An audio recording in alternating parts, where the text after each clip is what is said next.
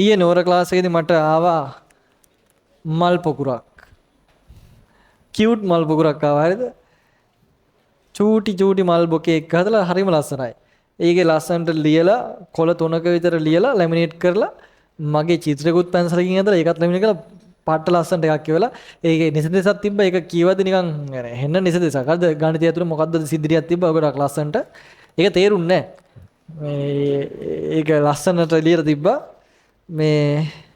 ඒකේ ලියලා තිබ්බ දේ තමයි මේ අවසානට මට ඒක අර කියවනෝනේ ආදරය කියන වචනයක් තිබ්බා. ඒකත් මම වැරදිට ගත්තේ නේ. ඒක කවුරු වැරදිට ගත්තද කියලා දන්නේ නැති නිසා ඒක මම පොඩ්ඩක් කියවදින මට නිකන් hina ගියා ඒක නිකන්.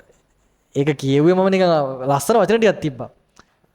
ඒකේ තිබ්බේ ලස්සනට පාඩම් ටික අපිට ආදරෙන් කියලා දුන්න කියන අර්ථය. හරිද? ඒක මුලින් කියවනකොට පොඩි නිකන් තිගැස්මක් ආවා. මේ වෙන දහසක්ද කියලා නෑ. ඒ නිසා ඒකට hina ගියට පස්සේ චිට්ටයක් ආවා. අනේ සර් මේ ඕකේ උවේ මේ අපි තීරි පන්තියක් නවත්තලා රිවිෂන් එකට ආවේ. එතකොට තීරිත් එක්කම ඔක්කොම සර් ලස්සන අපිට කියලා දුන්න නිසා ඒකට ස්තුතියක් සඳහා තමයි ඒක එව්වේ කියලා. ඒක හරි ලස්සන වැඩක්. ඒක මට හරි සතුටුයි. හරි නිකන් කිව්වේ.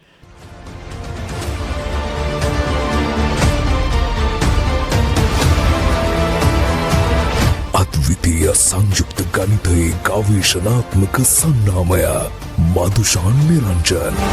හේන කියන්නෙම ටාගට් වලට